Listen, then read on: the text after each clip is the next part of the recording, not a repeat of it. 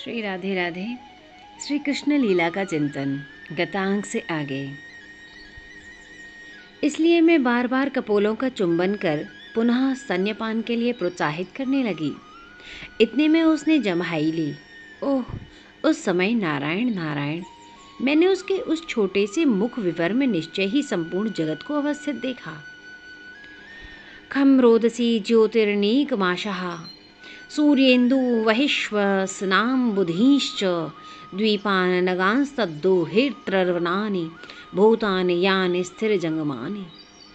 यशोदा रानी ने व्रजेश्वर के हाथों को अपने हाथों में ले लिया और कुछ क्षण के लिए सर्वथा मौन हो गई, नेत्र निमीलित हो गए। व्रजेश्वर भी अर्धनिमीलित नेत्र हुए यह घटना सुन रहे थे। अब पुनः व्रजरानी कहने लग जाती है, सुनो, और भी बात है। दिन भर मैं चिंता में मग्न रही। मेरे विस्मय का, भय का पारावार नहीं था। मन में इच्छा होती सूचना देकर गोष्ठ से तुम्हें तुरंत बुला लूं, सारा समाचार कहूं, पर उसी समय नीलमणि हंसता हुआ मेरी गोद में आ जाता और उतने समय के लिए मैं इस घटना को भूल जाती।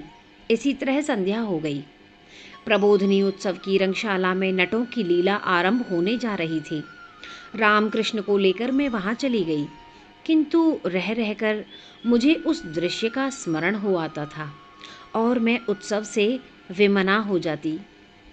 इतने में नटों ने रामलीला का अभिनय आरंभ किया। सामने भगवान श्री सीताराम की सुंदर झांकी आई। मैंने देखा मेरे नीलमणि के नेत्र कमल सीता बनी हुई नटी की ओर केंद्रित है और उसका सारा शरीर कांप रहा है। मैं अत्यंत डर गई। अविलंब राम श्याम के लिए शयनागार में चली आई। यहाँ आते ही नीलमणि स्वस्थ हो गया और उसकी आंखों में नींद नहीं। लेकिन उसकी आंखों में नींद नहीं, अतः मैं उसे सुलाने के उद्देश्य से तथा अपने व्रत का निर्वाह करने के लिए श्री रामचरित्र की कथा नीलमणि को सुनाने लगी। वह भी आनंद में निमग्न होकर सुनने लगा।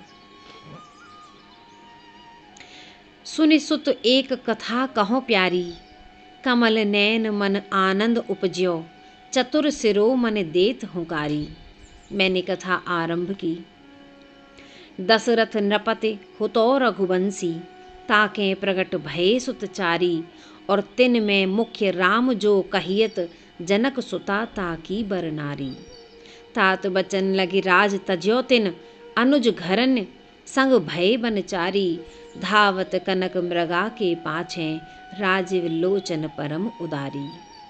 किंतु जैसे ही मैंने सीता हरण का प्रसंग सुनाया कि मेरे नीलमणि में एक आवेश उत्पन्न हुआ। उसकी तंद्रा जाती रही और वह लक्ष्मण धनुष दो कहकर उठ खड़ा हुआ।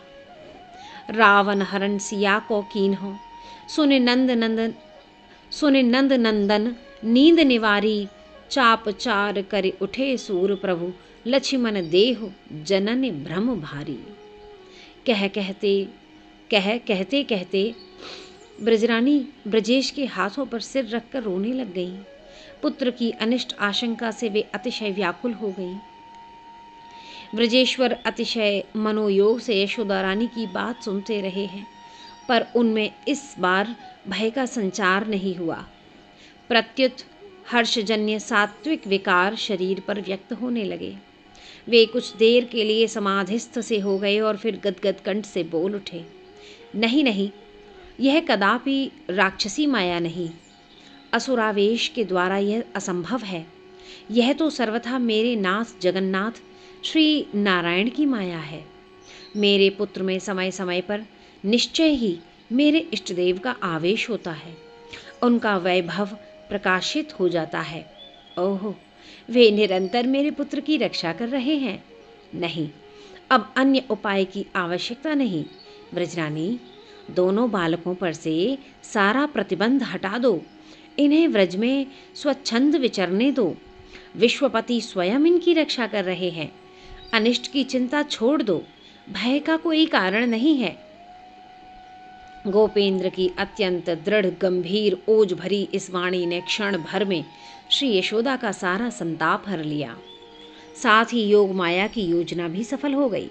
श्री कृष्णचंद्र की इस अघटन घटनापटी सी योग माया शक्ति ने ही तो उनके इस वैभव का विस्तार किया था, क्योंकि वे अनुभव करने लगी थीं कि मेरे प्रभु श्री कृष्णचंद्र अग्रज राम के सहित नंद प्रासाद की सीमा में अवरुद्ध हैं, तोरण द्वार का उल्लंघन नहीं कर सकते, परंतु अब भी ब्रजपुर में विहार करने के लिए अत्यंत उत्कंठित हो रहे हैं। इसी समय उनकी इस इच्छा के अनुकूल रंगमंच की रचना अनिवार्य है। मैं करूँगी ही। यह लो, देखो, कर चुकी। तदेवं सरामस्य तस्य निरोधे विधीयमाने बहिर्विजिहीर्षिते चातीव तदुपजीवन तामासन्ने योगमाया तदानुकूल्याय किंचित प्रपंचितवती। इस प्रकार प्रबोधिनी निशा का अवसान होने के साथ ही श्री कृष्णचंद्र पर लगे हुए प्रतिबंध का भी अवसान हो गया। दूसरे दिन जिस समय व्रजेंद्र प्रबोधिनी की पारणा करने से पूर्व वेदज्ञ ब्राह्मणों को चंदन चर्चित रत्न संवलित जलपूर्ण स्वर्ण कलश, स्वर्णमयी नारायण प्रतिमा और राशि राशि मणि माणिक्य वस्त्रपुंज और अन्नकूट का दान कर रहे हैं, उस समय राम एवं श्री कृष्ण तोरण द्वार के उस पार गोवत्सों के मध्य में खड़े उनसे खेल रहे हैं।